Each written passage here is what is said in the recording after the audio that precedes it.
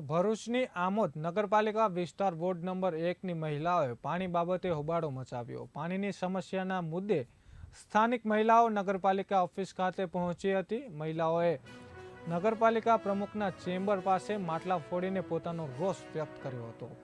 તો આમોદ પુરસા રોડ નવીનગર ખાતે આશરે 3 માસથી પાણી નહીં આવતું હોવાની ફરિયાદ કરવા છતાં તંત્ર દ્વારા કોઈ પગલાં લેવામાં આવ્યા નહીં, જેના કારણે પુરસા રોડ નવીનગરીની મહિલાઓએ નગરપાલિકા ઓફિસ ખાતે સૂત્રોચ્ચાર કર્યા અને હોબાળો મચાવ્યો હતો। સાથે જ મહિલાઓએ માટલા ફોડી નગરપાલિકા ઉપપ્રમુખ ઓફિસ ખાતે પોતાનું રોષ ઠાલવી રજૂઆત કરી હતી। આ સમગ્ર મામલે દરમિયાન આમોદ શહેર ભાજપના હોદ્દેદાર ભીખાભાઈ લીબચિયા તથા માજી પ્રમુખ સાજિદ રાણા આવી પહોંચ્યા હતા અને તેમણે પાણી છોડનાર વાલ્વમેનને પૂછતા મોટર બળી ગઈ હોવાનું માલુમ પડ્યું હતું, જેના કારણે પાણીનો પૂરતો પ્રેશર આપી શકાતો નથી। જે અનુસંધાને નગરપાલિકા ઉપપ્રમુખે રૂબરૂ આવી તપાસ કરી યોગ્ય નિર્ણય લેવાનું આશ્વાસન આપતા સમગ્ર મામલો ઠાળે પડ્યો હતો।